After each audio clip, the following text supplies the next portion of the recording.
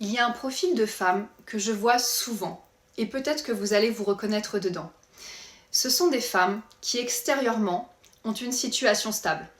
Elles ont un poste, un cadre, une sécurité apparente. Mais intérieurement, il y a quelque chose qui s'est éteint.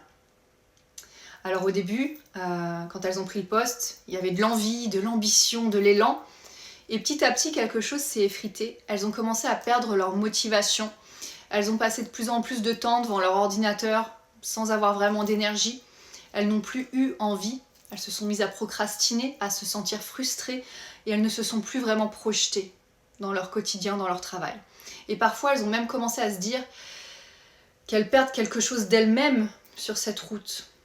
Alors le vrai problème à ce moment-là, ce n'est pas juste de ne plus aimer son travail. Le vrai problème, c'est de sentir qu'on s'éteint dans ses journées, c'est de voir que le temps passe et qu'on ne se sent pas pleinement présente dans sa vie, un peu comme si on marchait à côté de soi. Et c'est pourtant sentir qu'on a du potentiel, qu'on a des capacités, mais qu'on ne les met plus au service de quelque chose qui a du sens et qui nous nourrit. Et ben, quand on reste en fait trop longtemps dans cette situation, il y a des conséquences. Soit on continue à faire comme si de rien n'était, et on ignore ce qu'on ressent, nos émotions.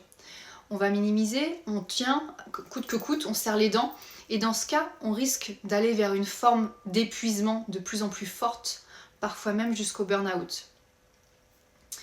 Et souvent, le burn-out, c'est pas quelque chose qui arrive d'un coup, c'est le résultat d'un trop-plein qu'on n'a pas su écouter. C'est lorsque le corps et le mental finissent par crier ce qu'on n'avait pas voulu entendre plus tôt, c'est quand les émotions débordent et le corps dit stop.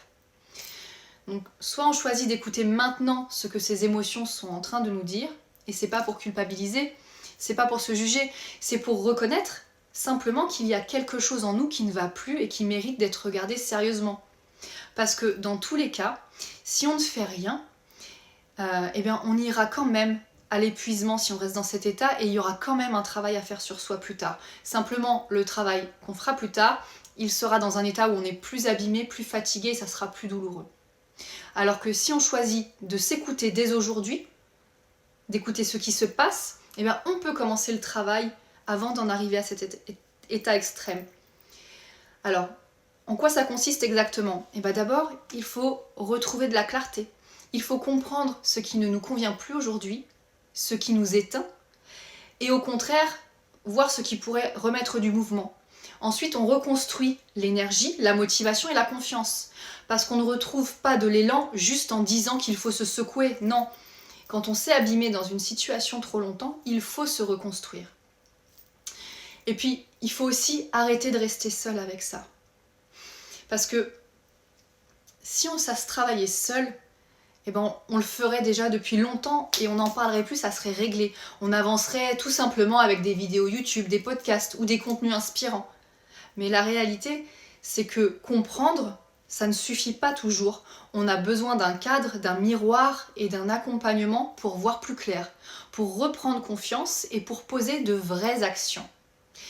Donc la vraie question, ce n'est pas seulement de se dire qu'est-ce qui ne va pas chez moi. La vraie question, c'est aussi de se dire est-ce que je continue à attendre que ça s'aggrave ou est-ce que je décide d'écouter maintenant ce qui demande à changer ?